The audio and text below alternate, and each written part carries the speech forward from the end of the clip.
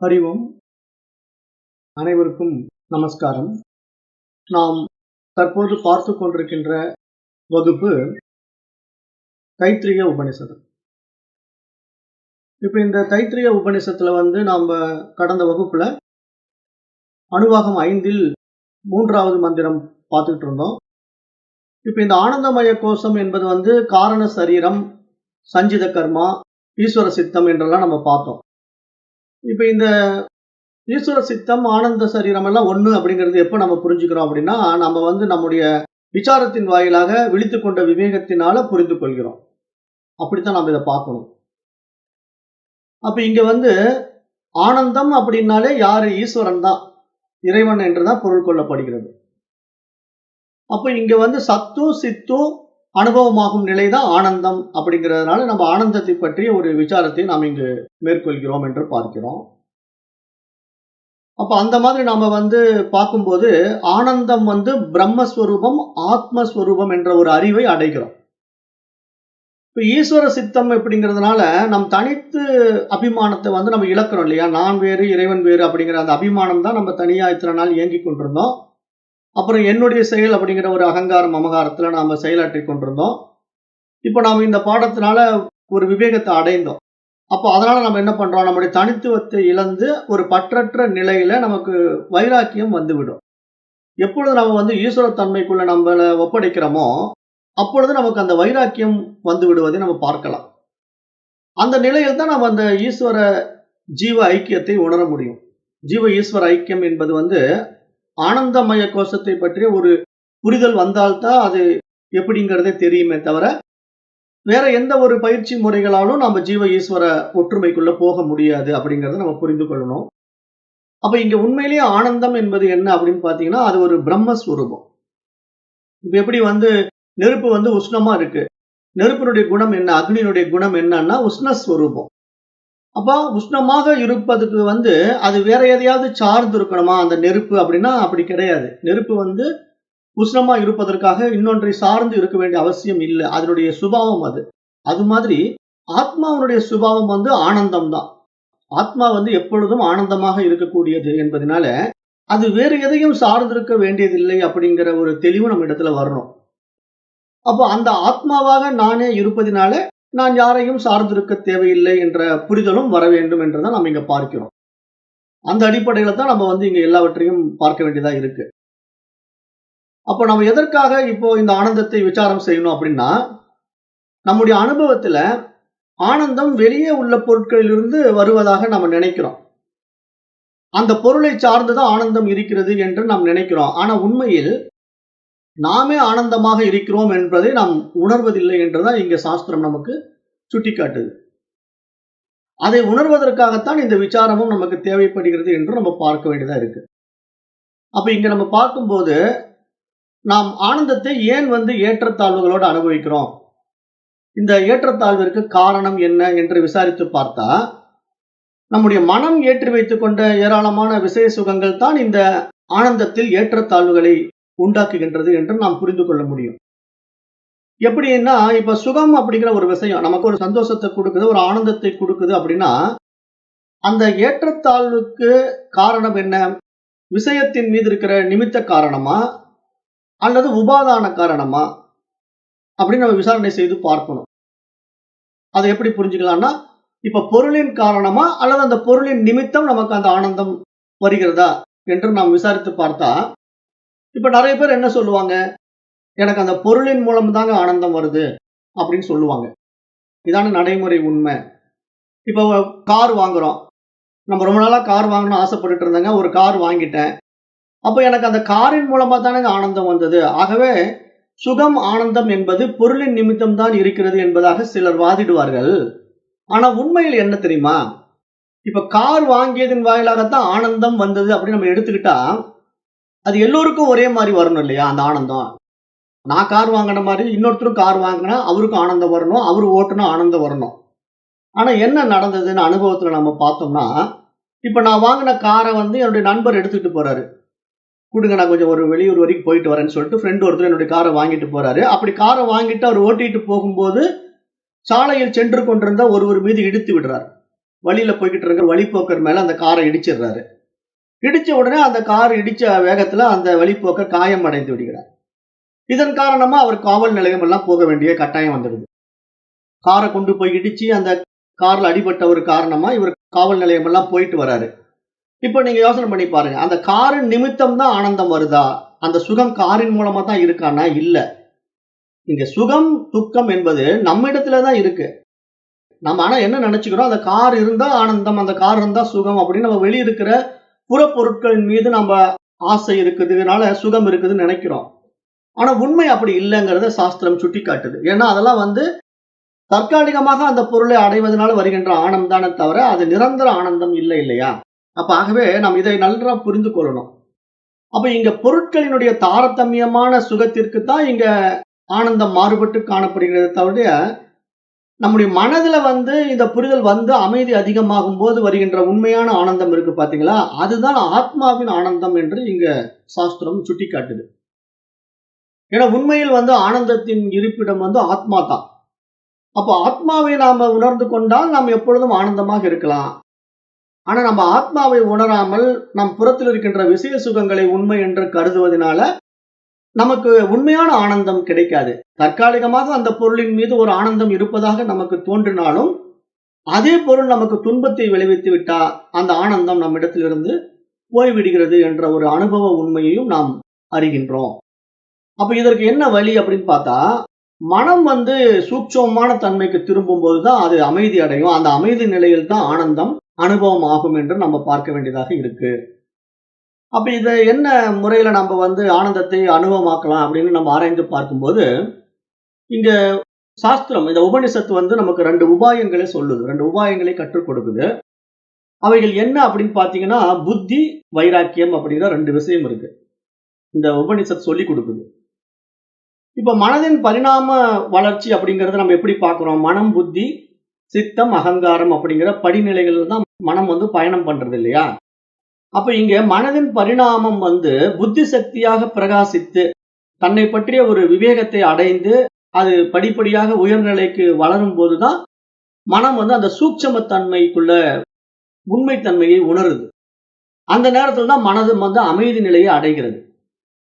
அந்த அமைதி நிலையை மனம் அடையும் போது அதற்கேற்றவாறு சுகத்தின் அளவும் அதிகரிக்கின்றது என்று சாஸ்திரம் இங்க சுட்டிக்காட்டுது. அதாவது மனம் பிரவருத்திக்குள்ள இந்த உலக விவகாரங்களுக்குள்ள சிக்கிக்கிட்டு இருக்கிற வரைக்கும் அந்த விஷய சுகங்களினால 2 விஷயத்தையும் ஹேண்டில் பண்ண வேண்டியதா இருக்கு. அங்க சுகமும் இருக்கும், துக்கமும் இருக்கும். ஆனா நமக்கு இந்த சுக துக்கம்ங்கிற இருமைகள் இல்லாம ஒருமித்த நிலையாகிய அந்த ஆனந்தம் மட்டும் நமக்கு அனுபவம் ஆகணும் அப்படின்னு நினைச்சோம்னா நாம என்ன பண்ணணும்? ஆத்மாவை அனுபவமாக்கினா தான் நமக்கு ஆனந்தம் அனுபவம் ஆகும். உண்மையான ஆனந்தம் என்பது எங்க இருக்கு? ஆத்மாவின் இடத்தில் இருக்கு. அப்ப அந்த விஷயத்தை மனசு எப்படி எடுத்துக்கும் அப்படின்னு பாத்தீங்கன்னா, மனம் அந்த நுண்ணிய நிலைக்கு போகணும். ஆத்மாங்கிறதே ஒரு கண்ணுக்கு தெரியாத ஒரு சூட்சமமான விஷயம். ஆனா மனம் என்ன பண்ணுதுன்னா, இந்த புற விஷயங்களால அடைகின்ற விஷய சுகங்களின் மீது இருக்கின்ற நாட்டத்தினால, அந்த பொருளின் மீது வைத்திருக்கின்ற பற்றினால மனம் அந்த சூக்கும நிலைக்கு திரும்பாம இது தான் அடைகின்ற இந்த பொருளினால் ஆனந்தம் வருவதாக நினைத்து ஏமாந்து கொண்டிருக்கு. அப்ப இந்த நிலையிலிருந்து நம்ம விடுபடுவதற்கு தான் இந்த மாதிரி வேதாந்த விஷயங்களை, அத்தியாத்ம யுகத்தை நம்ம விசாரம் செய்து பார்த்து, இங்கு உண்மையான ஆனந்த நிலை என்பது, ஆனந்தமய கோஷம் என்பது ஈஸ்வர சித்தம், அது ஈஸ்வரனுடைய நிலைப்பாடு என்று நம்ம புரிந்து கொண்டோம்னா, நாம் என்ன செய்யறோம்? நம்முடைய தனித்துவ அடையாளங்களை நாம் இழக்கின்றோம் இல்லையா? அப்போ நம்முடைய தனித்துவ அடையாளங்களை நம்ம இழக்கும் போதுதான் நம்முடைய மனம் என்ன ஆகுது? அகங்காரம் அமகாரத்தை விட்டுவிடும். அது வரைக்கும் இது அகங்காரம் அமகாரத்தை விடாது. ஏன்னா இந்த மனசனுடைய சுபாவம் என்னன்னா, இதை நான் செய்கிறேன், எனது, என்னுடையதுங்கிற அபிமானம் தான் அதிகமா வச்சுக்கிட்டு அட்டகாசம் பண்ணிட்டு இருக்கோம். இதுதான் எல்லாருடைய மனதினுடைய இயல்பு. அப்ப இந்த மனதிற்கு நம்ம என்ன பண்ணணும்னா புரிதல் தான் கொடுக்கணும். இந்த மனசுக்கு அதனுடைய உண்மைத்தன்மையை, அதனுடைய யதார்த்தத்தை புரிய வைக்கிறதுக்கு தான் நம்ம இந்த மாதிரி பாடங்கள் எல்லாம் அதுக்கு டீச் பண்ணி புரிய வைக்கிறோம். அப்போ அந்த மனம் என்ன ஆகுது? அந்த புத்தி சக்தியினால விழித்துக்கொண்ட விவேகத்தை அடையும். அப்ப அந்த விழித்துக்கொண்ட விவேகத்தை மனம் அடையும் போதுதான் அந்த மனதிற்கு வைராக்கியமே வரும். வைராக்கியம்னா என்னன்னா பற்றற்ற நிலை தான் வைராக்கியம். அப்ப மனம் அப்பதான் வைராக்கியத்தை அடையும். ஏன்னா இங்க எல்லாம் ஈஸ்வர நியதிக்குள்ள இருக்குது. இங்க நான் செய்யறதுக்கு ஒன்றும் இல்லை. இங்க எனக்கு வர வேண்டியது வரும், போக வேண்டியது போகும். ஆகவே நான் இதை நோக்கி பயணம் பண்ணணுங்கிற அவசியம் இல்லை அப்படிங்கிற புரிதல் நமக்கு வந்துட்டா, நமக்கு அது எப்போ வருமோ வரும், எப்போ போகுமோ போகும். அதை ஏற்றுக்கொள்ளுகின்ற பக்குவம், அதுதான் மனதினுடைய உயர் பரிமாணம். அந்த நிலைக்கு மனம் உயர்வது எப்படி நடக்கும்? அது ஈஸ்வர நியதியை உணரும்போது தான் நடக்கும். இல்லைன்னா அந்த மனதுக்கு அந்த தன்மை வரவே வராது. அப்ப அந்த ஈஸ்வர நியதியை நம்ம உணரும் போதுதான், இங்கு என் செயலாவது ஒன்றுமில்லை, எல்லாம் அவன் செயல் அப்படிங்கிற அந்த புரிதலின் காரணமாக மனம் பற்றற்ற நிலையை அடையும். அப்பதான் பற்று வைக்காது. ஏன்னா இங்க ஈஸ்வர நீதிக்குள்ள இருக்கிற விஷயத்துல போய் நான் ஏன் அபிமானம் வைக்கணும், அவன் இந்த விஷயத்தை செய்ய சொல்றான், இந்த கருவியா இந்த உடலையும் மனதையும் கையாண்டு கொண்டிருக்கிறான் அப்படிங்கிற புரிதல் மூலமா தான் மனம் அமைதியையே அடையும். அந்த நிலைதான் உண்மையான மன அமைதியை தவிர, நீங்க மன அமைதிக்கான பல பயிற்சிகள் எல்லாம் செய்து மனதை அமைதிப்படுத்த முடியாது. ஏன்னா மனதுக்கு புரிதல் வந்தா தான் அமைதியாகும். அப்பதான் வைராக்கியம் வரும். நான் வைராக்கியம் கொண்டு வரேன் அப்படின்னு சொல்லிட்டு நீங்க என்னதான் புற விஷயங்கள்ல நாட்டத்தை குறைச்சாலும், உங்களுக்கு விருப்பமான ஒரு விஷயம் வரும்போது மனசு மீண்டும் போய் அதுல பற்று வைக்கும். அப்ப நம்ம இங்க விசாரணை செய்து பார்த்தா என்ன புரிஞ்சுக்கணும், ஆனந்தத்தின் பிறப்பிடம் நம்முடைய மனசு கிடையாது. ஆனந்தம் மனதிலிருந்து தான் வருகிறது என்று சொன்னால் கூட அது தவறுதான். காரணம் என்னன்னா, மனம் என்றுமே சுகத்தினை, ஆனந்தத்தை உற்பத்தி செய்வது கிடையாது. ஆனால் அந்த மனம் சுகத்தை அடைய விரும்புகின்றது என்று சொல்லலாம். மனதிற்கு அந்த ஆசை காரணமாக அந்த ஆனந்தத்தை, அந்த சுகத்தை அடைய விரும்புகின்றது என்று நாம் சொல்லலாமே தவிர, உண்மையில் மனதினிடத்திலேயே அந்த சுகம் இருக்கிறதா, அந்த ஆனந்தம் இருக்கிறதானா இல்லவே இல்லை. மனதுக்கு ஆனந்தத்தின் பிறப்பிடம் கிடையாது என்று நாம் புரிந்து கொள்ள வேண்டும். அப்போ ஆனந்தம் என்பது மனதின் பிறப்பிடம் கிடையாது. அப்ப மனம் ஆழ்ந்த உறக்கத்திலே ஒடுங்கி செயல்படாமல் இருக்கின்ற பொழுது கூட அங்க ஆனந்தம் இருப்பதை நாம் அனுபவமாக்குறோம் இல்லையா? அது விழிப்பு நிலைக்கு வந்த உடனே நம்ம சொல்றோம், நான் நல்லா ஆனந்தமா தூங்கினேன் அப்படின்னு நம்ம சொல்லும்போது அங்க மனம் இல்ல, ஆனா அங்க நான் ஆனந்தத்தை அடைந்தேன் இல்லையா? அப்ப இதை நாம கம்பேர் பண்ணி பார்க்கும்போது, இங்க ஒரு பொருளின் மீது உள்ள பற்றினாலேயோ விருப்பினாலேயோ அங்க மனம் ஆனந்தம் அடைவதில்லை. அந்த யதார்த்தமான சொரூபத்துக்குள்ள போகும்போதுதான் மனம் உண்மையான ஆனந்தத்தை அனுபவமாக்கும். பொருளின் அடிப்படையில மனம் ஆனந்தத்தை அனுபவமாக்குவது கிடையாது. அப்போ மனம் என்பது ஆனந்தத்தின் உற்பத்தி ஸ்தானம் அல்ல என்பதினாலே, ஆனந்தத்தின் பிறப்பிடம் அல்லது இருப்பிடம் எது என்றால் அது ஈஸ்வரன் என்பது நிரூபணமாவதாக பார்க்கிறோம். அப்ப இங்க நல்லா புரிஞ்சுக்கணும், நமக்கு ஆனந்தம் என்பது எங்க இருக்கு? ஈஸ்வரன் இடத்துல இருக்கு. ஆனந்தமய கோஷமாகிய ஈஸ்வர சித்தம் தான் இங்க உண்மையான ஆனந்தம். அந்த ஆனந்தம் நிலையை நம்முடைய மனதுல நாம பிரகாசிக்க வைக்கணும் அப்படின்னா, நாம் நம் மனதை என்ன செய்யணும்? நம்முடைய மனதில் இருக்கின்ற அறியாமைகளை எல்லாம் நீக்கிவிட்டே பார்த்தால்தான் நம்ம இடத்துல என்ன எஞ்சி இருக்கும்? ஆத்மா எஞ்சி இருக்கும். ஏன்னா மனதில் எத்தனை விஷயங்கள் ஏற்றி வச்சுக்கிட்டு இருக்கிறோம், அதையெல்லாம் நம்ம நீக்கணும்.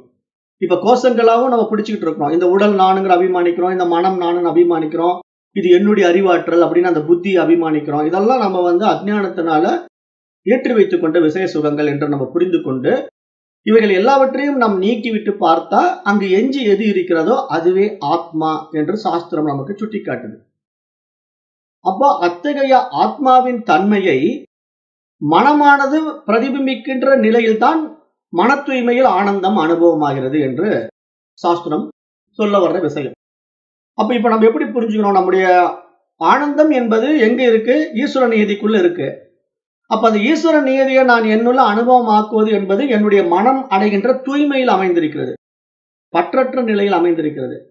அப்ப மனம் புற விஷயங்கள்ல இது எனது, என்னுடையது, நான் அப்படிங்கிற அபிமான அகங்காரத்துல சிக்கிக்கிட்டு இருக்கிற வரைக்கும் உண்மையான ஆனந்தத்தை அனுபவமாக்காது. தற்காலிகமாக அந்த பொருளின் மூலமாக ஆனந்தம் அடைவதாக அதுக்கு தோன்றினாலும் உண்மையான ஆனந்தம் அந்த பொருளில் இல்லை, அது நம்மிடத்தில் இருக்கின்ற ஆத்மாவில் இருந்து வெளிப்படுவது என்று நாம் உணரும் போதுதான் நமக்கு உண்மையான ஆனந்தம் என்பது மன தூய்மையில் உண்டாகின்றது என்று நமக்கு புரிய வரும். இதற்கு தான் நம்ம உதாரணம் எல்லாம் கொடுப்போம். இப்ப கலங்கிய குட்டை நீர்ல அந்த சூரிய ஒளி சரியா பிரகாசிக்காது. அதுவே களங்கம் இல்லாத தெளிந்த நீரிலே அந்த சூரிய ஒளி அப்படியே பிரதிபிம்பிக்கும். அப்போ அந்த நீர் கலங்காம இருக்கணும். அது மாதிரி இங்க மனசு கலங்காம இருந்தா ஆத்மாவுடைய முழுமைத்தன்மையை பிரகாசிக்கும், பிரதிபிம்பிக்கும். அதுவே இந்த மனம் கண்ட குப்பைகளை ஏத்திக்கிட்டு கலங்கி கொண்டிருந்தா அந்த ஆத்மாவினுடைய தூய விஷயத்தை பிரகாசிக்க முடியாமல் இருக்கிறது என்ற புரிதல் நம்ம இடத்துல வர வேண்டும் என்றுதான் இங்கு சாஸ்திரம் சொல்ல வர்ற சாரம். அப்ப இங்க இதுல இருந்து நம்ம அறிய வேண்டிய ஆழமான உண்மை என்ன அப்படின்னு பார்த்தா, மனதின் தூய்மைத்தன்மை மட்டுமே ஆத்மாவை அனுபவமாக காட்டிக் கொடுக்கும். அதாவது எண்ணங்களின் எழுச்சி இல்லாமல் மனம் அதன் நுண்ணிய சூட்சுமத்தன்மைக்கு போகும்போது அதில் பிரதிபலிக்கும் ஆத்மாவின் அதிஷ்டானத்திலே ஆனந்தமும் அதிகரிக்கும்.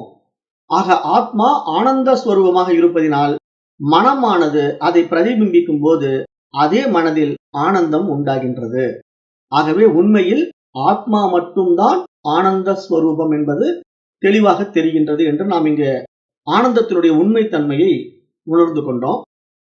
அப்ப இந்த உண்மைத்தன்மையை உணர்வதற்கு நம்ம இடத்துல என்ன வரணும்? மனதின் பற்றற்ற நிலையாகிய வைராக்கியம் வரணும். அப்ப வைராக்கியத்தினுடைய பெருமை என்ன அப்படின்னு பார்த்தா, மனதில் அனுபவிக்கின்ற ஆனந்தத்தின் ஏற்றத்தாழ்வுகள் என்பது நம்மிடம் உள்ள மனதின் பற்றற்ற தன்மையை கொண்ட வைராக்கியத்தின் அளவை பொறுத்து மாறுபட்டு இருக்கிறது என்று நாம் புரிந்து கொள்ள வேண்டும். அப்ப மனதின் அனாவசியமான ஆசைகள் குறைய குறையதான் ஆனந்தம் அதிகரிக்கும். அதாவது அதுக்கு சாஸ்திரம் என்ன சொல்லுதுன்னா, காம தியாகம் என்று சொல்லும். காம தியாகம் என்றால், காமம் என்றால் ஆசை. அப்ப காம தியாகம் என்றால் ஆசைகளை தியாகம் செய்வதின் வாயிலாக அங்கு உண்மையான ஆனந்தம் உண்டாகின்றது என்ற ஒரு மிக உயரிய விஷயத்தை சாஸ்திரம் சொல்லுது. அப்ப நம்ம யதார்த்தமா பார்த்தா நம்மளால ஆசையை விட முடியுமான்னா விட முடியறது இல்லையா? நம்ம வாழ்க்கையில நடைமுறை உண்மை என்ன? நம்ம பார்க்கறதெல்லாம் அடையணுங்கிற ஆசை இருக்குது மனசுக்கு. அதுதான் மனதினுடைய யதார்த்தம், அதனுடைய சுபாவம். ஆனா நம்ம இந்த மாதிரி பாடத்திட்டங்களை படித்து விவேகத்தினால் நம்ம விழித்துக் கொள்ளும் போது நமக்கு என்ன உண்டாகும் அப்படின்னா, நம்முடைய ஆசா பாசங்கள் என்பது நம்முடைய தனித்த மனம் உண்டாக்கி கொண்டது. ஆனால் நாமும் இந்த பாடத்திட்டங்களை விசாரித்து விவேகத்தை அடைந்த உடனே இங்க ஈஸ்வர நீதிக்குள்ள எல்லாம் இருக்கிறது, இங்கு என்னுடைய தனிப்பட்ட மகத்துவம் இங்க ஒன்றும் கிடையாது, நானும் அவனுடைய கருவி என்று நமக்கு புரிதல் வரும்போது நம்மிடத்திலே உண்டாகின்ற முக்கிய விஷயம் என்ன? சரணாகதி. நம்மை நாம் இழப்பது, நம்மை நாம் ஈஸ்வரனிடத்திலே அர்ப்பணிப்பது நடக்கும். அப்ப நம்மை நாம் ஈஸ்வரனிடத்தில் அர்ப்பணிக்கின்ற அந்த நிகழ்வுக்கு பேர் தான் சரணாகதி, அனன்ய பக்தி என்று நம்ம பல பெயர்கள்ல சொல்றோம். ஏன்னா அந்நியம் இல்லாத பக்தி, இறைவன் மீது செலுத்துகின்ற அனன்ய பக்தி, அதுதான் உண்மையான சரணாகதி அப்படின்னு நம்ம நேற்றைய வகுப்புல பார்த்தோம். அப்ப அந்த நிலையில இங்க நடக்கின்ற காரியங்கள் எல்லாம் ஈஸ்வர காரியமாகவே நமக்கு காணப்படும். ஏன்னா நம்ம அந்த அர்ப்பணிப்பு மனப்பான்மைக்குள்ள போகும்போதுதான், எல்லாவற்றையும் ஈஸ்வர அர்ப்பணம் செய்யும் போதுதான் நம்முடைய மனம் என்ன ஆகுது? தூய்மை அடையுது. ஏன்னா அதனுடைய அகங்காரம் மமகாரங்கள் இழக்கப்படுகிறது. அந்த நிலையில நாம் மனதின் உயர் பரிமாண நிலையாகிய பக்குவத்தை அடைகிறோம், விவேகத்தினால விழித்துக் கொள்கிறோம். அப்ப அங்க அகங்கார மமகார நிலைகள் நீங்கி எல்லாம் ஈஸ்வர செயல், எல்லாம் ஈஸ்வர காரியம் என்று புரிந்து கொள்வதனால மனதின் அடைகின்ற மகத்தான மாற்றம் ஒரு பற்றற்ற தன்மையை உண்டாக்கி விடுகிறது. அதுதான் வைராக்கியம் என்று நாம் இங்க புரிந்து கொள்ள வேண்டும். நாம போய் வாலண்டரியா எல்லாம் வைராக்கியத்தை உண்டு பண்ண முடியாது. ஏன்னா வாலண்டரியா நான் போய் எனக்கு ஆசையே இல்லைங்க, நான் ஆசையை துறக்கிறேன், புத்தர் சொல்லிட்டாரு, அவரு சொல்லிட்டாரு, இவரு சொல்லிட்டாருன்னு நம்ம ஆசையை துறக்கிறதுக்கான முயற்சிகள் என்ன செய்தாலும் உண்மையா நம்மளால ஆசையை துறக்க முடியாது. ஏன்னா நமக்கு பிரச்சனை என்ன? மனம் தற்காலிகமா தன்னை ஏமாத்திக்குது. நான் ஆசையை துறக்கிறேன் அப்படிங்கிற மாதிரி சொல்லி ஏமாத்திக்குது. அப்ப உண்மையா நம்ம ஆசையை துறக்கணும்னா அதற்கு என்ன சூட்சும ரகசியம்? பற்றுக பற்றற்றான் பற்றினை, பற்றுக அப்பற்று விடற்கு. திருவள்ளுவருடைய திருக்குறள் சொல்லுது இல்லையா? அப்ப அது மாதிரி இங்க நம்ம என்ன புரிஞ்சுக்கணும்? பற்றற்றான் பற்றினை பற்றும் போதுதான் நமக்கு ஆசை விட முடியுமே தவிர, நம்ம தேவையில்லாத பொருட்களின் மீது பற்று வைத்துக் கொண்டிருக்கிற வரைக்கும் நமக்கு எப்படி ஆசை விட முடியும்? அது முடியாதுங்கிறத இங்க சாஸ்திரம் சொல்லி அந்த காம தியாகம், அந்த ஆசையை தியாகம் பண்ணுவதற்கான 2 வழிகளை சொல்லிக் கொடுக்குது. ஒரு வழி இங்கு எல்லாம் ஈஸ்வர நீதிக்குள்ள இருக்கிறது என்று நாம் நம்ம ஈஸ்வரனிடத்துல ஒப்புவிக்கும் பொழுது, பற்றற்றான் பற்றினை நாம் பற்றுகின்ற பொழுது நம்மிடத்திலே வைராக்கியம் உண்டாகின்றதுங்கிற ஒரு ரகசியத்தை புரிஞ்சுக்குங்க. ஏன்னா இங்க வைராக்கியம்ங்கிற ஒரு நிலைப்பாட்டுக்கு வருவதற்கான வழியை நான் சொல்லித்தரேன். வைராக்கியம் என்பது பற்றற்ற நிலை. அந்த பற்றற்ற நிலை எப்பொழுது உண்டாகும்னா, இங்க நம்முடைய தனித்துவ அடையாளங்களை நாம் இழக்கும் போதுதான் நமக்கு பற்றற்ற நிலை உண்டாகும். நாமளா பற்று விட முடியாது. அப்ப பற்றற்றான் பற்றினை பற்றும் போதுதான் பற்றை விட முடியும். அப்ப பற்றற்றான் பற்று என்பது என்ன? பரமனை பற்றும் போது, ஈஸ்வரனை பற்றும் போதுதான் பற்றை நாம் விட முடியும். வேற எந்த வகையிலும் நீங்க பற்றை விட முடியாது. ஆகவே ஈஸ்வர நியதிக்குள்ள நாம போகிறதுங்கிறது தான் இங்க சரணாகதி, அனன்ய பக்தி என்று நாம் பார்க்கிறோம். அப்புறம் இன்னொரு விஷயத்துல சொல்லுது, மனம் அந்த விரும்பிய பொருளை அடையும் போது அதில் உள்ள உண்மைத்தன்மையை ஆராயும் போதுதான், விவேகத்தினால விழித்துக் கொண்ட மனம் அந்த பொருளினுடைய உண்மைத்தன்மையை, சூட்சுமத்தை, நுண்ணிய நிலையை ஆராய்ந்து பார்த்தா அதனுடைய யதார்த்தம், அதனுடைய சொரூபம் நமக்கு புரியும். இப்ப எல்லா பொருள்களுமே எதனுடைய அடிப்படையில் இங்க உண்டாக்கப்பட்டிருக்கிறது அப்படின்னு நம்ம ஏற்கனவே நம்முடைய பாடத்திட்டங்கள்ல பார்த்தோம். எல்லாமே அணுவினால்தான் இங்கு எல்லாம் படைக்கப்பட்டிருக்கிறது. ஏன்னா அணுவில் அணுவினை ஆதி பிரானை அப்படின்னு திருமந்திர பாடல் கூட நான் கடந்த வகுப்புல உங்களுக்கு விளக்கம் கொடுத்தேன். அப்ப இங்க எல்லாமே அணுவினுடைய சேர்க்கையினால இங்கு பார்ப்பதற்கு ஒரு வடிவத்துக்கு எடுத்திருக்கு, வடிவமாக காட்சி ஆகிறது. இப்போ நேற்றைய பாடத்துல கூட நான் சொன்னேன், இப்ப நாமே எப்படி இருக்கிறோம், உண்மையா நம்ம நம்முடைய உயிர் அணுங்கிறது, விந்து அணுங்கிறது கண்ணுக்கு தெரியாத சூக்கும வடிவம். ஆனா நாம சாப்பாடை சாப்பிட்டு நம்முடைய தேகத்தை வளர்த்து கொண்டதுனால இந்த அன்னமய கோஷத்தினால உடல் நமக்கு இவ்வளவு பெருசா மாறி இருக்கே தவிர, நம்ம இந்த உடல் அபிமானத்தை விட்டு விட்டு நம்முடைய உண்மை யதார்த்தத்தை நம்ம பார்த்தோம்னா அது ஒரு சூக்கும நிலையிலே, கண்ணுக்கு தெரியாத நிலையிலே அணுவாகத்தான் இருக்கு. அப்ப அது மாதிரி நாம இந்த புற விஷயங்களிலே நாட்டம் அடைகின்ற விஷய சுகங்களை நம்ம ஆராய்ந்து பார்த்தோம்னா அவைகள் எல்லாம் அந்த மூலத்துக்கு இருந்து வெளிவந்திருக்கிறது நமக்கு புரியும். மூலத்தன்மையிலிருந்து தான் அது வெளிப்பட்டிருக்கிறது புரியும். அந்த மூலம் என்பது இங்கு இறைவன் தான், பரமன் தான் என்று நமக்கு புரிஞ்சிட்டா மீண்டும் என்ன, பற்றற்றான் பற்றினை பற்றும் போது பற்று தானாகவே விடுபட்டு விடுகிறது. அப்ப அந்த நிலையிலும் நாம் என்ன பண்றோம், நம்முடைய வைராக்கியத்தை உயர்த்தி கொள்ள முடியும். அப்படிங்கறத சாஸ்திரம் 2 விஷயத்திலே நமக்கு காம தியாகம் செய்வதற்கான வழிமுறையை காட்டி கொடுப்பதாக நாம் இங்க பார்க்கிறோம். அப்ப அது போல நம்ம பற்றற்ற நிலையாகிய வைராக்கியத்தை அடைவதனால என்ன பலன்கள் அப்படின்னு பார்த்தா, அந்த பற்றற்ற நிலையில் ஆசைகள் இல்லாம போவதனால நம்முடைய லௌகீக வாழ்க்கையில நாம் அதிக ஆனந்தத்தை அனுபவிக்க முடியும். ஏன்னா நாம உண்மையான ஆனந்தம் என்பது நம்ம வெளியே இல்லை, நமக்குள்ள இருக்கு. அதை நம்ம புறத்துல பொருள்களினால் அடைவதாக தேடிக்கொண்டிருந்த விசை சுகங்களை நாம விவேகத்தினால விட்டு விடும்போது, விழித்து கொண்ட விவேகத்தினால விட்டு விடும்போது உண்மைத்தன்மை, ஆத்மாவின் பிரதிபிம்பம் நம்முடைய மனதில் பிரகாசிக்கின்ற நிலையில் நாம் அடைவதுதான் உண்மையான ஆனந்தம். அதுதான் உண்மையில வைராக்கியம் என்று இங்கு சாஸ்திரம் சொல்லுது. மேலும் அந்த பொருட்களினுடைய யதார்த்தத்தை நாம் உணர்ந்து கொண்ட பற்றற்ற நிலையில நம்முடைய வைராக்கியத்தினுடைய அளவு அதிகரிக்கும் போது நமக்கு மோட்சத்தை அடைவதற்கான ஒரு தகுதியை மனம் பெறுகின்றது என்று சாஸ்திரம் இங்கு சொல்ல வருது. அப்ப அந்த நிலையும் நாம் இங்க புரிந்து கொள்ளணும். ஏன்னா இங்க மோட்சம், வீடு பேறு, பிறவா பெருநிலை என்பது என்ன, மனித பிறவினுடைய மகத்துவமே அதுதான். அப்ப அந்த நிலைங்கிறது நம்முடைய இறுதி நிலை. அந்த வீடு பேறு அப்படிங்கிறது நம்முடைய மூலத்துக்கு நம்ம திரும்புகின்ற நிலை. அதுதான் நம்முடைய யதார்த்தம், நம்முடைய சொரூபம். ஆகவே அந்த வீடு, நம்ம எங்கிருந்து வந்தோமோ அந்த வீட்டுக்கே நம்ம மீண்டும் போய் சேருகின்ற நிலைப்பாடுதான் இங்க நம்முடைய உண்மை சொரூபம், சுயஸ்வரூபம் என்று சாஸ்திரம் சொல்லுது. அந்த நிலையை தான் பிரம்மானந்தம் என்றும் விளக்குது. இப்ப நானே என்னுடைய சுயஸ்வரூபமாக, என்னுடைய சுபாவமாக நான் அந்த பிரம்மனாகவே இருக்கின்றேன் என்று நான் அந்த நிலையை உணரும் போது உண்டாகின்ற ஆனந்தம் இருக்கு இல்லையா, அதுதான் நமக்கு உண்மையான ஆனந்தம். அந்த ஆனந்தத்தை அனுபவிப்பதற்கு நான் வேற எதையும் சார்ந்திருக்க தேவையில்லை. ஏனென்றால் அது ஆத்மாவின் சொரூபமே ஆனந்தமாக இருக்கின்றது. ஆகவே நான் என்னிடத்திலேயே நான் எப்பொழுதும் திருப்தியோடு இருக்கின்றேன் என்ற அந்த உண்மை நிலைப்பாடு தான் இங்க பிரம்மானந்தம் என்பதாக சாஸ்திரம் நமக்கு சொல்ல வருகின்ற விஷயம். அப்ப அப்படிதான் நாம் இந்த பாடத்திட்டத்தை புரிஞ்சுக்கணும். அப்ப இங்க மனதின் பற்றற்ற நிலையாகிய வைராக்கியம் என்பது ஏன் இங்க முக்கியமாக கருதப்படுகிறது என்றால், பற்றற்றான் பற்றினை நாம் பற்றும் பொழுது நம்முடைய யதார்த்தத்தை, நம்முடைய சொரூபத்தை நாம் உணரும் போது, நம்முடைய அறியாமைகளை நாம் நீக்கிக் கொள்ளும் போது நம்முடைய சுயம் நமக்கு வெளிப்படும் என்று இங்க சாஸ்திரம் சொல்ல வருகின்ற சாரமாக நாம் இந்த ஆனந்தமய கோஷத்தின் மூலமாக அறிந்து கொண்டோம். அடுத்தது அணுவாகம் 6 இங்க என்ன சொல்லுதுன்னா, உடம்புகளின் தலைவன் ஆத்மா அப்படிங்கிற தலைப்புல இந்த மந்திரம் வருது. அந்த மந்திரம் என்ன அப்படின்னா, அசன்னேவச பவதி அசத் பிரம்மேதி வேத சேத் அஸ்தி பிரம்மேதி சேத் வேத சந்தமேனம் ததோ விதுரிதி தஸ்யைஷ ஏவ சாரீர ஆத்மா யக பூர்வஸ்ய அப்படிங்கிற இந்த மந்திரம் அணுவகம் 6 இதனுடைய பொருள் என்ன அப்படின்னு பாத்தீங்கன்னா, ஆத்மாவே இல்லை என்று சாதிப்பவன் எதுவும் இல்லாதவனாக ஆகின்றான். அதுவே ஆத்மா இருக்கின்றது என்று உணர்பவன் எல்லாம் உள்ளவனாக ஆகின்றான். இத்தகையவன் சான்றோனாக கருதப்படுகின்றான். ஆத்மா அந்த ஆனந்தமயமான உடம்பின் ஆதாரமாக இருக்கின்றது என்று இந்த மந்திரம் சுட்டிக்காட்டுகிறது. அப்ப இங்கே நம்ம என்ன புரிஞ்சுக்கணும்னா, 5 உடம்புகளினுடைய தலைவனாகத்தான் ஆத்மாவே இருக்குது. ஆத்மா இந்த 5 உடம்பு இருக்கு இல்லையா, அன்னமய கோஷம், பிராணமய கோஷம், மனோமய கோஷம், விஞ்ஞானமய கோஷம், ஆனந்தமய கோஷம் ஆகிய 5 உடம்புகளின் தலைவன் யாரு? ஆத்மா. அப்ப அந்த ஆத்மா 5 உடம்புகளையும் கருவியாக கொண்டுள்ளது.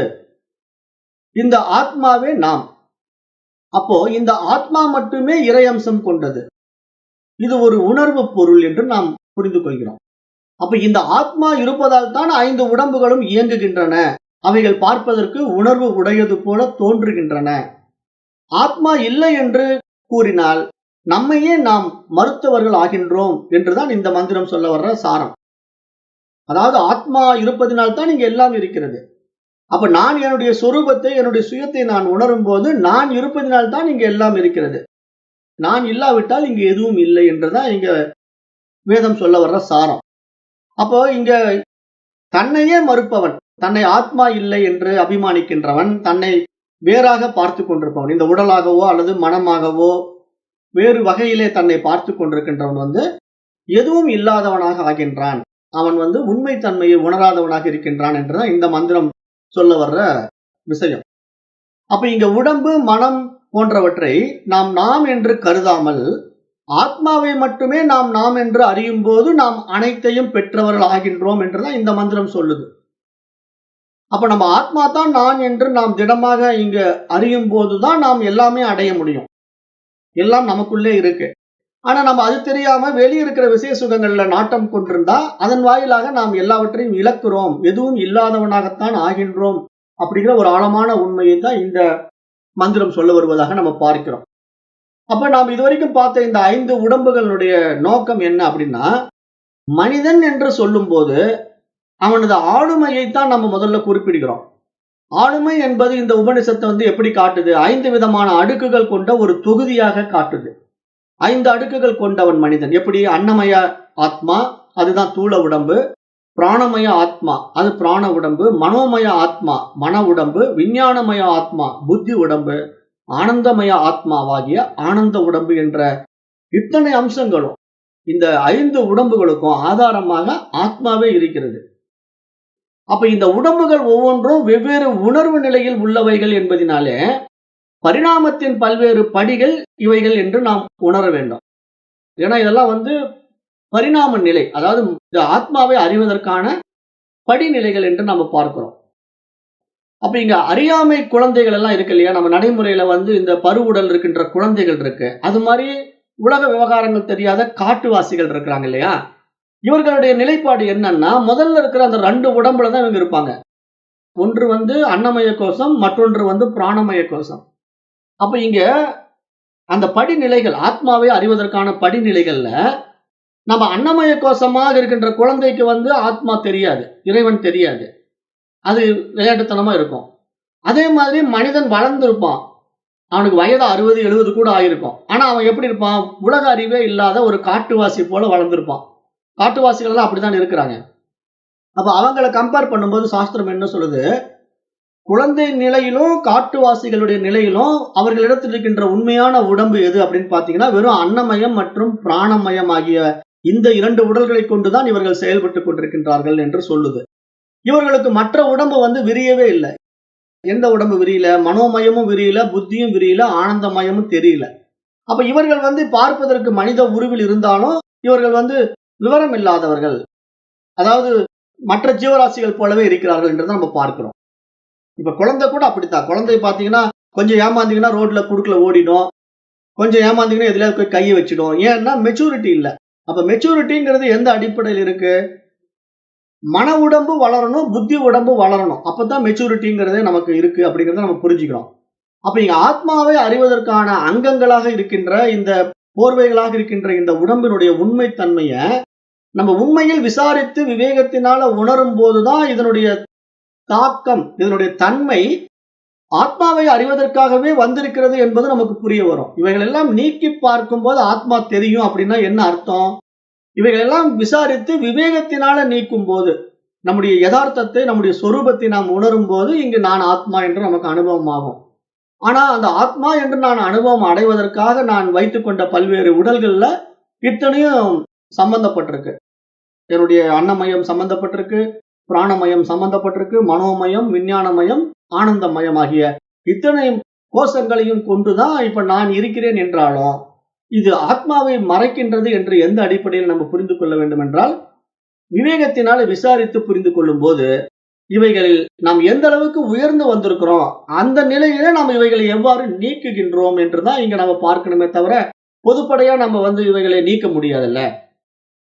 ஏன்னா இப்ப நீங்க குழந்தை பருவத்திலேயோ ஒரு காட்டுவாசியாவோ வாழும்போது அன்னமயத்தையும் பிராணமயத்தையும் அவர்கள் நீக்கி விடுவார்கள்னா நீக்க முடியாது. அவர்களுக்கு அதுதான் அபிமானம். அந்த உடல் மீது தான் அவங்களுக்கு அபிமானம் இருக்கும். அவர்கள் என்ன பண்ணணும்? மேற்கொண்டு மன உடம்புல பயணிக்கணும். மன உடம்பை விரிவாக்கணும். அதே மாதிரி புத்தி உடம்பையும் விரிவாக்கணும். அப்ப மனம் புத்திங்கிற பரிணாமத்துல அவங்க மேல்நிலைக்கு வரும்போதுதான் அவங்களுக்கு விவேகமே உண்டாகும். அந்த மனித பிறவியினுடைய மகத்துவமே விவேகம் தானே, பகுத்தறிவு, புத்தி சக்தி தானே.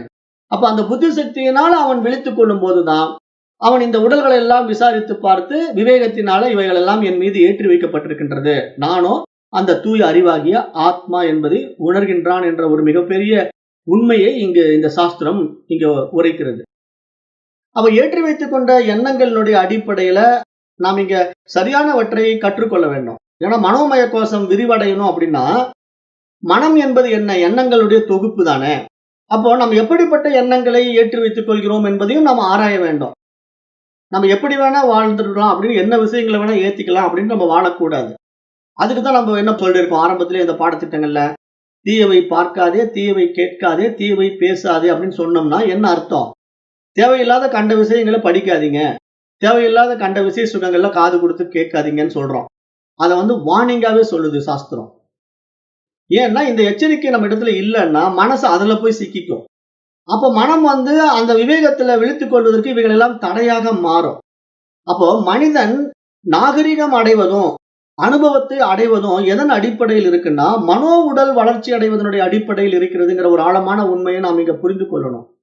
ஏன்னா மனோ உடல் என்பது ஏற்றி வைக்கப்பட்ட எண்ணங்களுடைய தொகுப்பாக இருந்தாலும், மனம் என்பது எண்ணங்களுடைய எழுச்சியினால் செயல்படுவதாக இருந்தாலும், எத்தகைய எண்ணங்களை அந்த மனம் கொண்டிருக்கிறது என்ற ஆழமான உண்மையை நாம் ஆராய வேண்டும். மனம் போன போக்கில் வாழக்கூடாது. அதுதான் அஷ்டாவக்கர கீதை சொல்லும் போது, உன் மதி எதுவோ உன் கதி அதுவே அப்படின்னு சுட்டி காட்டும். இதெல்லாம் ஒரு பரிபாசை தான். 2 லைன்ல அவங்க விஷயத்தை உடைச்சிடுவாங்க. அப்ப என்னுடைய மதி எதுவோ என்னுடைய கதி அதுவே அப்படின்னா, என்னுடைய மதி என்ன? என்னுடைய மதிநுட்பம் என்ன? கண்ட குப்பைகளை ஏற்றி வைத்துக் கொண்டிருந்தா நான் ஒரு குப்பை மாதிரி இருப்பேன், மனிதனாக இருக்க மாட்டேன். ஆக மனிதன் மனிதனாக வாழணும், மனிதன் புனிதனாக மாறணும், அவனுடைய தெய்வீக நிலையை அவன் அடையணும் அப்படின்னா மனிதனுடைய அந்த பரிணாம வளர்ச்சி என்பது மனம் சார்ந்த விஷயமாக இருப்பதினாலே அந்த மனதிற்கு மகத்தான விஷயங்களை கற்றுக் கொடுக்க வேண்டும். அப்படிப்பட்ட உயரிய விஷயங்களை மனம் கற்றுக்கொள்ளும் போதுதான் அது மனோ வளர்ச்சி என்பதாக மாறி அந்த மனமானது புத்தி சக்தியினால விழித்துக் கொள்ளும், விவேகத்தினால விழித்துக் கொள்ளும். அந்த உயர் பரிமாண நிலையைத்தான் நம்ம என்ன சொல்றோம்? 6ஆம் அறிவு என்கின்ற பகுத்தறிவு பரிமாணத்தை கடந்த 7ஆம் அறிவு பரிமாணம் என்பதாக நம்ம பார்க்கிறோம்.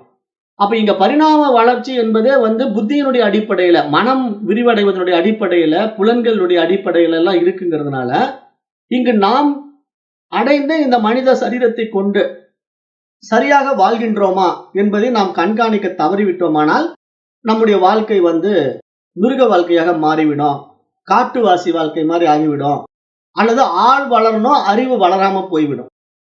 ஏன்னா இப்போ குழந்தை மாதிரி இருப்பான், அவனை என்ன பிரயோஜனம்? வாழ்க்கையில அவன் அடைய வேண்டிய இலக்கை அடைவதற்கு தகுதி இல்லாதவனாக ஆகிவிடுகிறான். இப்ப மன வளர்ச்சி குன்றிய குழந்தைகள் எல்லாம் நம்ம பார்க்கிறோம். அந்த மன வளர்ச்சி குன்றிய குழந்தைகள் பாத்தீங்கன்னா வயதாகிடும். அவனுக்கு 25 வயசு கூட இருக்கும், 30 வயசு கூட இருக்கும். ஆனா அவனுடைய மனம் வளர்ச்சி அடையாதனால அவன் 5 வயசு குழந்தை மாதிரி விளையாடிட்டு இருப்பான். அப்ப நம்ம அதை ஏற்றுக்கொள்ள முடியுமா? சமுதாயத்துல நாம் அதை ஒப்புக்கொள்கிறோமானா இல்லையா? சமுதாயம் என்ன சொல்லுது? அவனை ஒரு முட்டாள் பைத்தியக்காரன் தான் சொல்லும், அவனை பாராட்டாது. அப்ப இங்க மனம்ங்கிறது எந்த அடிப்படையில நமக்கு வளர்ச்சி அடையுது? அந்த மனதனுடைய வளர்ச்சி எதை சார்ந்து இருக்கிறது? அதனுடைய நாகரீகம், அனுபவம் என்பது எதன் அடிப்படையில் கொடுக்கப்படுகிறது அப்படிங்கிற ஒரு விஷயத்தை நம்ம ரொம்ப ஆழமாக இங்க பார்க்கும்போதுதான் இந்த 5 உடல்களும் அத்தியாவசியமாக மனிதனிடத்திலே கொடுக்கப்பட்டிருப்பதுடைய நோக்கம் அந்த ஆத்மாவை அறிவதற்காக. அப்ப அந்த ஆத்மாவை அறிகின்ற அந்த ஆழமான உண்மை புரியும் போது நமக்கு இந்த 5 உடல்களும் நம்மை விட்டு நீங்கும். ஏன்னா நாம் அந்த ஆத்மாவாக இருக்கிறோம், இவையெல்லாம் நம் மீது ஏற்றி வைக்கப்பட்டிருக்கிறது அப்படிங்கிற அந்த புரிதல் மேலோங்கும் போதுதான் நாம் இந்த உடல் அபிமானத்தை விட முடியும். இல்லைன்னா நம்ம இந்த உடல் அபிமானத்தை விட மாட்டோம். ஏதேனும் ஒரு அபிமானத்துல சிக்கி கொண்டிருப்போம். அப்ப அந்த சிக்கல்களில் இருந்து நாம் விடுபடுவதற்கான வழிமுறைகளை இங்கு சாஸ்திரம் படிப்படியாக நமக்கு கற்றுக் கொடுக்கிறது. அப்ப நாம் மனம் என்ற பரிமாணத்திலே படிப்படியாக உயர்ந்து புத்தி என்கின்ற நிலையிலே நாம் நம் விவேகத்தை விழிப்புறச் செய்யும் போது நாம் இங்க என்ன பண்றோம்? மனிதனும் புனிதனாக மாறுகின்றோம், மனிதனும் தெய்வீகத்தன்மையை அடைகின்றான் அப்படிங்கிற ஒரு ஆழமான உண்மையை இங்கு சாஸ்திரம் நமக்கு சுட்டி காட்டுறது இந்த மந்திரத்தின் மூலமா. அப்ப இங்க ஆனந்த உடம்பு எனும் காரண சரீரம் என்பது சரியான ஞானம் அடைந்த ஞானிகள் மட்டுமே தங்களது அனுபூதி நிலையில் அந்த உடலை கையாளுகின்றார்கள் என்பதையும் பார்க்க முடிகிறது. ஏனென்றால் இங்க ஆனந்தமய கோஷம் என்ற ஈஸ்வர நியதிக்குள்ள யார் வருகிறார்கள் அப்படின்னா, இது போன்ற அத்தியாத்ம யோகத்தை கற்றுணர்ந்த ஞானிகள், மகான்கள், யோகிகள் என்ன பண்றாங்கன்னா, சரீரத்தை, அந்த ஆனந்தமய கோஷத்தை ஈஸ்வர நியதிக்குள்ள பார்க்கிறார்கள். அப்ப இங்க எல்லாமே ஈஸ்வர நியதிக்குள்ள இருக்கிறது என்ற அந்த பரிபூரண புரிதல் அவர்களிடம் வரும்போதுதான் அவர்கள் தன்னுடைய தனித்துவ அகங்கார மமகாரத்தை இழந்துவிட்டு ஈஸ்வர நியதிக்குள்ளே நுழைகிறார்கள். அந்த உடல் தான் சமஷ்டி உடல். அதாவது சாஸ்திரத்தின்படி ஒட்டுமொத்த பிரபஞ்ச உடலாக மாறுது. அந்த நிலையில் தான் இங்கு எதை அறிந்து கொண்டால் எல்லாம் அறிந்ததாகுமோ அதை அறிவதே அறிவு என்ற உபனிஷத் மந்திரத்தினுடைய ஆழமான உண்மையும் புரிய வருகிறது என்று சாஸ்திரம் இங்கு சொல்ல வருது. அப்ப பொதுவா இந்த உயர் வாழ்வு பற்றி சிந்திக்கின்ற ஒவ்வொரு மனிதனிடமும், தன்னை பற்றி சிந்திக்க தொடங்கியுள்ள ஒவ்வொருவரிடமும், அதாவது தன்னை பற்றி சுய விசாரம் செய்கின்ற ஒவ்வொருவரிடமும் எல்லா உடம்புகளும் செயல்நிலையில் இருந்தாலும் அதில் சரியான நேரத்தில் சரியான உடம்பை கொண்டு கொடுக்கப்பட்ட வாழ்க்கையை வாழ்வது என்பது புத்தி விழிப்புற்ற ஒரு சிலரால் மட்டுமே சாத்தியமாகின்றது என்று இங்கு சாஸ்திரம் சொல்ல வருவதாக நம்ம பார்க்கிறோம். அப்ப நம்மிடத்திலே கொடுக்கப்பட்ட இந்த 5 கோஷங்கள், 5 உடல்கள்ல நம்ம எதுல சிக்கிக்கிட்டு இருக்கோங்கிறத நம்மிடத்துல இருக்கின்ற புத்தி சக்தி விழிப்புறும் பொழுதுதான் நம்ம விசாரணை செய்து பார்ப்போம். நான் எந்த இடத்துல அபிமானம் வச்சிருக்கிறேன், இந்த அன்னமய கோஷத்தின் மேல் அபிமானம் வச்சிருக்கிறேனா, இல்ல மனசு கண்ட விஷயங்கள்ல ஈர்ப்பதினால மனோ உடல்ல அபிமானம் வைத்திருக்கிறேனா, இல்ல நான் இது கற்றுக்கொண்ட விஷயத்துல நான் பெரிய ஆளு அப்படிங்கிற மாதிரி பாண்டித்யத்துல அகங்காரம் வைத்து புத்தியில சிக்கிக்கிட்டு இருக்கிறேனா, இப்படி நான் ஒவ்வொன்றையும் விசாரணை செய்து பார்க்கும் போதுதான் விழிப்புற்ற விவேகத்தினால நாம் நம்முடைய உண்மைத்தன்மையை, நம்முடைய யதார்த்தத்தை, நம்முடைய சொரூபத்தை அனுபவமாக்க முடியும் என்ற ஒரு ஆழமான உண்மையை இந்த மந்திரம் நமக்கு சொல்ல வருது. அப்ப இந்த எல்லா உடம்புகளும் செயல்படுவதற்கான ஒரு பிராண சக்தியை பிராண உடல் நிலையில அது நமக்கு கொடுக்கிறது என்றாலும், அதாவது பிராணமய கோஷத்திலே நாம் இயங்கிக் கொண்டிருந்தாலும், அதன் வாயிலாக சில வேளைகளில் நாம் என்ன பண்றோம்? மனதை கொண்டு சிந்திக்கிறோம், கற்பனை செய்கின்றோம். அப்போது இந்த மன உடம்பு நிலையில் நாம் வாழ்கிறோம். சில வேளைகளில் உள்ளது உள்ளபடி காண்கிறோம்.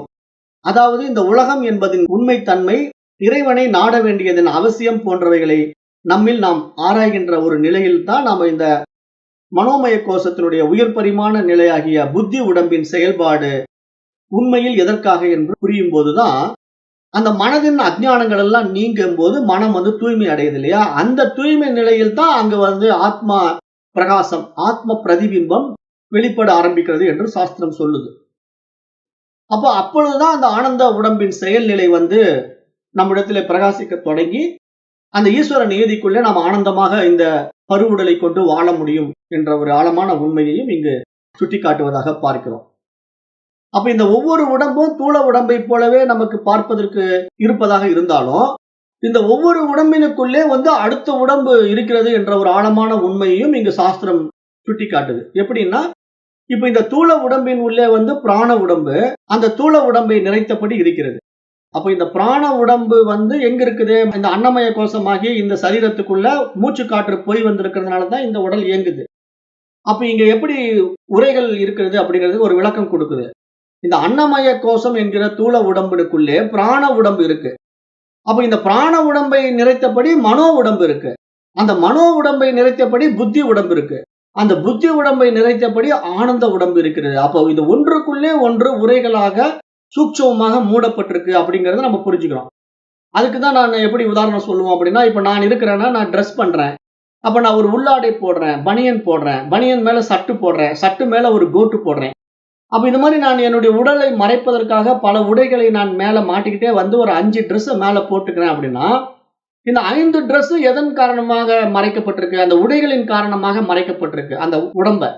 அது மாதிரி இங்க ஆத்மாவ இங்க அன்னமயம், பிராணமயம், மனோமயம், விஞ்ஞானமயம், ஆனந்தமயம் என்ற 5 உடம்புகளும் மறைக்கப்பட்டிருக்கிறதுங்கிறது நமக்கு புரியணும். அப்ப இந்த 5 உடம்புகளையும் நம்ம கழட்டினா தான் ஆத்மா தெரியும்.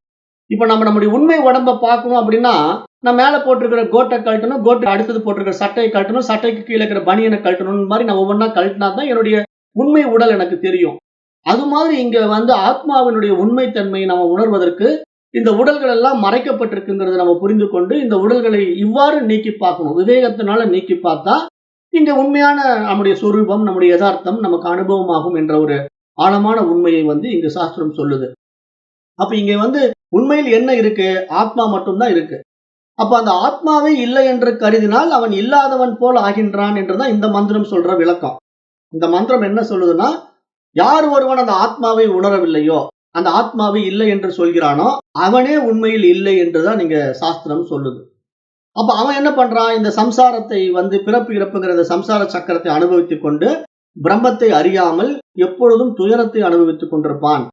பிரம்மம் இருக்கிறது என்று ஒருவன் கருதினால் அவன் சத்புருஷனாகவும் மேலானதாகவும் புருஷார்த்தத்தை அடைந்தவனாகவும் இருக்கின்றான் என்று ரிஷிகள் இங்கு நமக்கு எடுத்து சொல்வது தான் இந்த மந்திரத்தினுடைய மிக உண்மையான நோக்கம் என்பதாக நாம் இங்கு பார்க்கிறோம். அப்ப இங்க புத்தி விஷயத்தை மூடிக்கொண்டிருப்பது எதுவோ அதுவே ஆனந்தமயன். அந்த ஆனந்தமயனை வந்து அறியும் போதுதான் இங்கு ஈஸ்வரன் நமக்கு அறியப்படும் என்ற ஒரு ஆழமான உண்மையை இந்த அணுவாகம் 6 நாம பார்த்தோம். இப்ப அணுவாகம் 6 வந்து அந்த இறைவனுடைய தன்மையை யார் அடைகிறார்கள் அப்படிங்கிற நிலையில ஒரு மந்திரம் வருது. இப்போ அறிந்தவற்றிலிருந்து அறியாதவற்றுக்கு நம்மை அழைத்து சென்று கொண்டிருக்கிறது இந்த உபனிஷத்து. இந்த உடம்பு மனம் என்ற ஒன்று தொடங்கி படிப்படியாக ஆத்மா வரை நமக்கு இங்கு சுட்டிக்காட்டப்பட்டிருக்கிறது. அடுத்ததாக இந்த ஆனந்தமய கோஷத்தினுடைய ஆழமான உண்மை என்ன? அந்த ஈஸ்வர தன்மையை அனுபவமாக்குவது.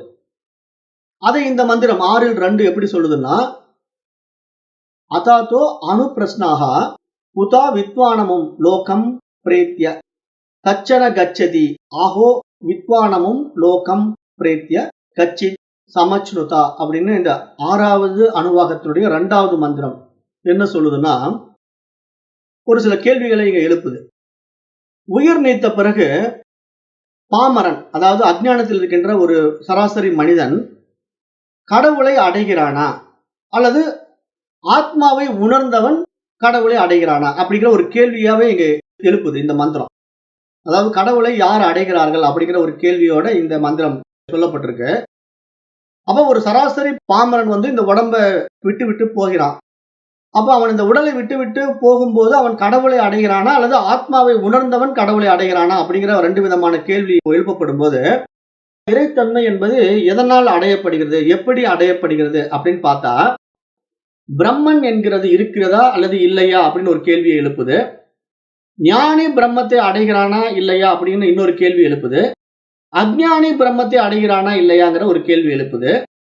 அப்ப ஞானியும் அஞ்ஞானியும் இருக்கும் போதும் இறந்த பிறகும் பிரம்மஸ்வரூபமாகவே இருக்கின்றார்கள் என்ற ஒரு உண்மையையும் இங்கு சுட்டிக்காட்டுது. அப்ப இங்க என்ன நம்ம புரிஞ்சுக்கணும்? இந்த 2 கேள்விகள்ல எந்த அடிப்படையில விஷயம் இருக்கு அப்படின்னா, இந்த 2 கேள்விகளுமே தவறு என்பதாகவே இங்கு நிரூபிக்கப்படுது. ஏன் அப்படின்னு கேட்டா, இப்ப ஞானி பிரம்மத்தை அடைகிறானா இல்லையா, அஞ்ஞானி பிரம்மத்தை அடைகிறானா இல்லையா அப்படின்னு ஒரு கேள்வி எழுப்புனா, உண்மையிலே இங்க ஞானி அஞ்ஞானி அப்படிங்கிறவங்க 2 பேருமே பிரம்மஸ்வரூபமாக தான் இருக்கிறார்கள். ஆனால் அது அவர்களால் உணரப்படாத நிலை தான் அது. ஏற்கனவே நம்ம பார்த்தோம், சர்வம் பிரம்மமயம் அப்படின்னு சொல்லிட்டோம். சர்வம் பிரம்மமயம் அப்படின்னா என்ன அர்த்தம்? அங்க வந்து எல்லாமே இறை அம்சமாக இருக்கு, பரமனாக இருக்கு. ஆனா இங்க அந்த பரமன் தான் நான் என்று யார் அறிகிறான்? ஞானி மட்டும்தான் அறிகிறான். ஞானி மட்டும்தான் விழித்துக் கொண்ட விவேகத்தினால தன்னை அந்த பிரம்மம் என்பதை உணர்கிறான், அறிகிறான்.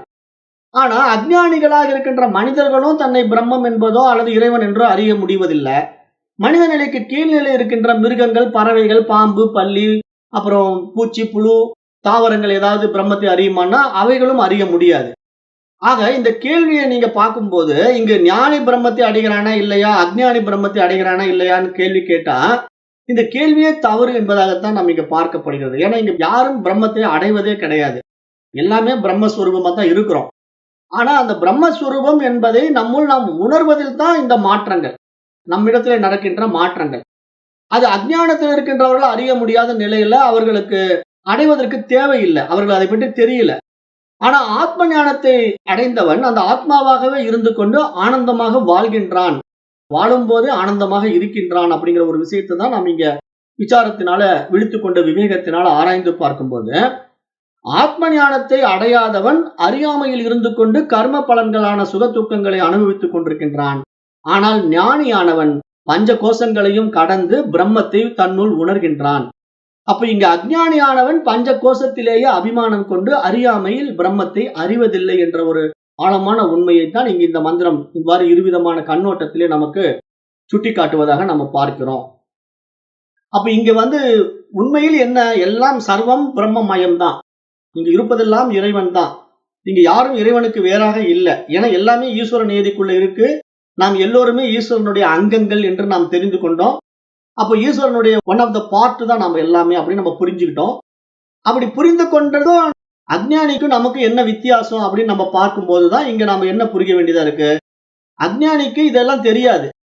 அதாவது ஒரு சராசரி மனிதனுக்கு இந்த உடல் தான் தான் என்று அபிமானிப்பான். இந்த உலகம் உண்மை என்று அபிமானிப்பான். அவன் பார்க்கின்ற விசை சுகங்களில ஆர்வத்தை காட்டுவான். அவனுடைய வாழ்க்கை அப்படியே முடிஞ்சிடும். ஆனா இங்க நாம் என்ன பண்றோம், இது மாதிரி தேடுதல் காரணமாக நான் யார், இந்த உலகம் எப்படிப்பட்டது, இந்த உலகத்தையும் என்னையும் படைத்த இறைவன் யார் அப்படிங்கிற சந்தேகம் எல்லாம் நம்ம இடத்துல எழுந்திருக்கும் போதுதான் நம்ம இடத்துல தேடுதல் வருது. ஒரு ஆழமான தேடுதல் உண்டாகுது. அப்ப இந்த தேடுதல் எந்த அடிப்படையில நம்ம இடத்துல விழித்துக் கொள்ளும் அப்படின்னா, நாம் இந்த பரிணாம வளர்ச்சிங்கிற மனதுல மேல்நிலைக்கு வரும்போது, விவேகத்தினால நம்ம விழித்துக் கொள்ளும் போதுதான் நமக்கு இந்த உண்மை தன்மை புரியும். அப்ப இங்க விவேகம் என்பது எந்த அடிப்படையில இருக்கு அப்படின்னா, மனித பிறவினுடைய மகத்துவமே கல்வி முறையில தான் விவேகம் விரிவடையும் தன்மைக்கு வருது. அப்ப இங்க விழித்துக் கொண்ட மனிதன், விவேகான மனிதன் என்று நம்ம பார்த்தா, அவனுக்கு இந்த அத்தியாத்ம யோகம் கற்றுக் கொடுக்க வேண்டிய கட்டாயம் இருக்கிறது. அப்ப இந்த கல்வி முறையை அவன் கற்றுக்கொண்டு இதில் கூறப்பட்ட வழிமுறைகளை அவன் கடந்து போகும்போதுதான், இப்ப நான் இந்த 5 கோஷங்களுக்கும் அப்பாற்பட்டவன், இந்த கோஷங்களிலே ஆனந்தமய கோஷமாகிய இந்த பிரபஞ்சம் என்பது ஈஸ்வர சித்தம். அப்ப ஈஸ்வர சித்தத்திலே நானும் ஒரு அங்கம். அப்ப இங்கு நான் என்ற ஒரு தனித்த அபிமானம் எனக்கு கிடையாது. நானும் ஈஸ்வரனும் வேறு வேறு அல்ல அப்படிங்கிற அந்த ஜீவ ஈஸ்வர ஐக்கியம் நம் இடத்திலே உண்டாகி, நாம் நம்மை முழுவதுமாக அந்த ஈஸ்வரனிடத்திலே ஒப்படைக்கும் போது, நமக்கும் அஞ்ஞானிக்கும் என்ன வித்தியாசம்? நாம் இங்கு உடலோடு வாழும் போதே அந்த மோட்சத்தை அடைந்து விடுகிறோம். பிறவா பெருநிலை ஆகிய வீடு பேரை நாம் அடைந்து விடுகிறோம். அதுதான் ஜீவன் முக்தி. அதாவது இந்த உயிர் இருக்கும் போதே, இந்த உடல் இருக்கும் போதே நாம் ஆனந்தமாக இந்த உலகத்திலே ஈஸ்வர நீதிக்குள்ளே வாழ்வது. ஆனா அஞ்ஞானிகள் அப்படி வாழ மாட்டார்கள். அவர்களுக்கு அந்த ஜீவன் முக்தி தெரியாது. அந்த ஜீவத்துவம் அவர்களுக்கு புரியாது. அவர்கள் என்ன பண்ணுவாங்கன்னா, மனம் போன போக்கிலே சுக துக்கங்களை பற்றி கொண்டு அந்த கர்ம பலன்களின் அடிப்படையிலே பாவ புண்ணியங்களை அனுபவித்துக் கொண்டு வாழ்ந்து கொண்டிருப்பார்கள். அப்ப இங்க ஞானிக்கும் அஞ்ஞானிக்கும் உள்ள வித்தியாசம் என்ன அப்படின்னா, புரிதல் தான். அது விஞ்ஞானமய கோஷத்திலே விழித்துக் கொண்டவன் ஆனந்தமய கோஷத்திலே ஈஸ்வரனை அறிகின்றான். அப்ப அந்த ஈஸ்வரனை அறிகின்ற அந்த ஆனந்த அனுபவத்திலே அவன் வாழும் போதே ஆனந்தமாக வாழ்கின்றான். அதுவே வீடு பேறு, மோட்சம், பிறவா பெருநிலை அப்படின்னு சாஸ்திரம் இங்க சுட்டி காட்டுவதாக நாம் இந்த மந்திரங்களின் மூலமாக அறிய முடிகிறது. அப்ப நம்ம இன்றைக்கு என்ன பண்ணுவோம்னா, நேரம் கருதி இந்த தைத்திரிய உபநிஷத்துல அணுவாகம் 6ல் 2வது மந்திரம் வரை முடிச்சுக்கலாம். அணுவாகம் 6ல் 3 இன்னும் இந்த பிரபஞ்ச உற்பத்தி, அங்க பரம புருஷன் எப்படி இங்க வெளிப்பட்டு இந்த பிரபஞ்சமாக விளங்குகிறான்ங்கிற விவரம் எல்லாம் பார்க்க போறோம். அது நாளை வகுப்புல வைத்துக் கொள்ளலாம். இன்றைக்கு நேரம் கருதி வகுப்பை நிறைவு செய்கின்றேன். நன்றி. ஓம் தத்சத்.